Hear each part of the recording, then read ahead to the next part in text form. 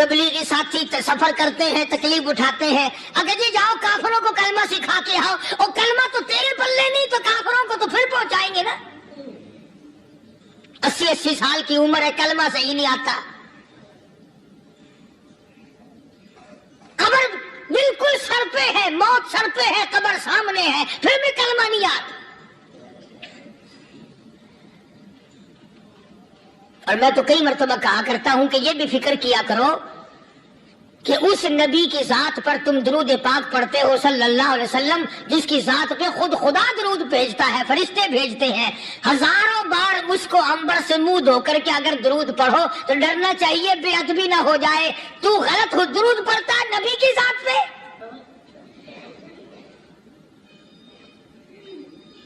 और उसको सही करने का फिक्र नहीं रखता।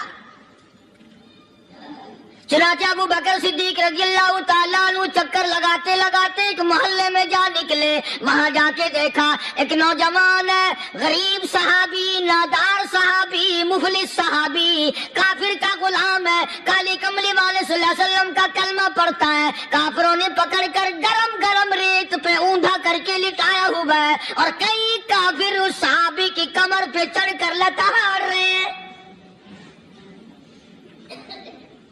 उसकी कमर पे चढ़े हुए हैं। जनाब अबू बकर सिद्दीक रज़ियल्लाहु ताला अन्हु फरमाते हैं, मैंने दूर से देखा, मैं समझ गया कोई गरीब आदमी है। जब मैं करीब गया, फरमाते हैं मेरी आंख ने देखा अबू फकीहा सहाबी, मैंने पहचान लिया। कई आदमियों के लताड़ने की वजह से, कई आदमियों की कमर पे चढ़ जाने की वजह से अबू बकर कहता है इतनी लंबी अबू फकीहा की जुबान बाहर निकल आई, मुंह से जुबान बाहर लटकी हुई है, मार रहे हैं काफिर। जनाब अबू बकर सिद्दीक रज़ियल्लाहु ताला अन्हु ने फरमा दिया ना मारो, अल्लाह का बंदा है। वो कहने लगे बंदा तो अल्लाह का होगा, गुलाम हमारा, और कलमा उस नबी का पढ़ता है, हमारा गुलाम होकर कलमा पढ़ता है, क्यों? जब तक जान से न मर जाएगा हम छोड़ेंगे नहीं, हम इसे खत्म करके दम लेंगे। उस नबी का कलमा पढ़ता है, हमारे सामने पढ़ता है। जनाब अबू बकर सिद्दीक रज़ियल्लाहु ताला अन्हु ने मना कर दिया। मना करने में और ज्यादा मचर गए और ज्यादा खरमस्ती करने लगे। अबू बकर फरमाते हैं मैं बिल्कुल करीब खड़ा था, जालिमों ने अबू फकीहा की पसलियों पे, कमर पे छलांगे लगानी शुरू कर दी।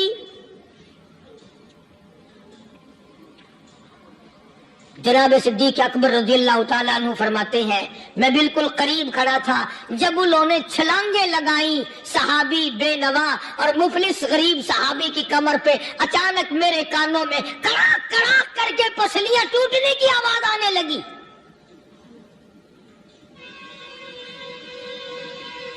मेरे से बर्दाश्त न हुआ, मैं बर्दाश्त न कर सका। जनाब अबू बकर रज़ियल्लाहु ताला अन्हु फरमाते हैं मैंने कहा जालिमो सौदा कर लो, मैं खरीद लूंगा। उन्होंने जो मुंह मांगे, दाम मांगे, जनाब अबू बकर सिद्दीक रज़ियल्लाहु ताला अन्हु ने वो दाम दे दिए, पैसे दे दिए। हाँ हाँ, गरीब की हमदर्दी की, मजलूम की हमदर्दी की। आज हमारे पास जो पैसा है वो कंजरी पे खर्च हो सकता है, बदमाशी पे खर्च हो सकता है, टीप टल्लो और फैशन पे खर्च हो सकता है, अल्लाह के दीन पे खर्च करने की हमें तौफीक नहीं होती।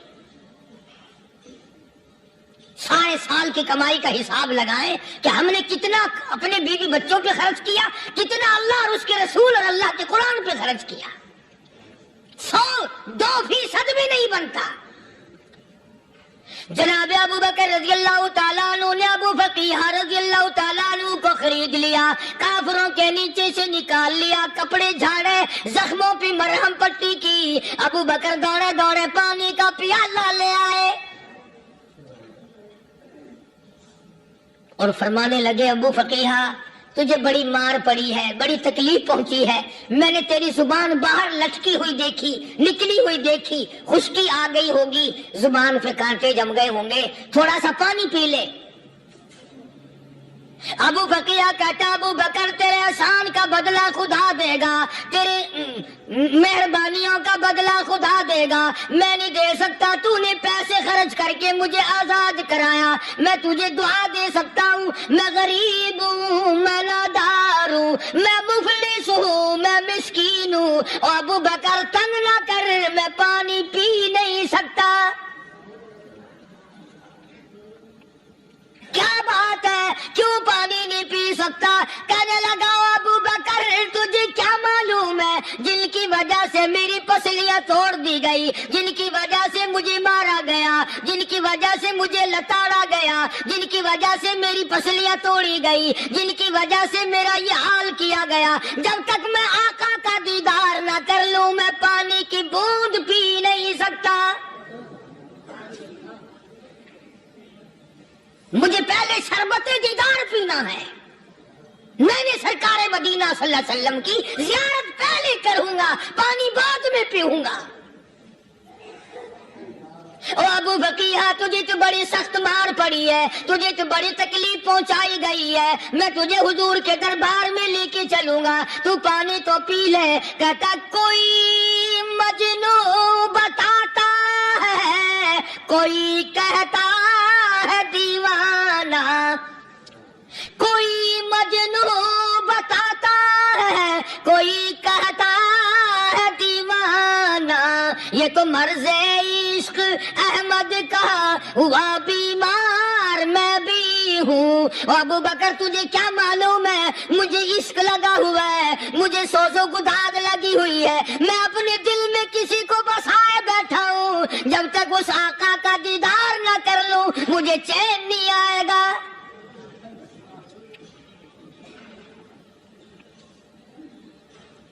ہمیں عورتوں سے محبت ہے، ہمیں اولاد سے محبت ہے، ہمیں کوٹھی بنگلے سے پیار ہے، ہمیں روپے سے پیار ہے، ہمیں بڑی جاہ و حشم سے پیار ہے، اور خدا اور اس کے رسول سے پیار کرنے والے لوگ مدینے کے قبرستان میں سو گئے، قرآن سے پیار کرنے والے لوگ حضور کے درباری لوگ وہیں سو گئے۔ اندازہ لگاؤ کوئی مار کھا کے اپنے ماں باپ کے پاس جائے گا، کوئی بھائی برادری میں جائے گا، کوئی تھانے میں رپورٹ لکھوانے جائے گا، کوئی اسپتال میں سرٹیفکیٹ لینے جائے گا، کوئی ڈاکٹری کرانے جائے گا۔ ابو فقیہ تم کتنے خوش نصیب ہو، امام الانبیاء کے دربار میں چلے ہو۔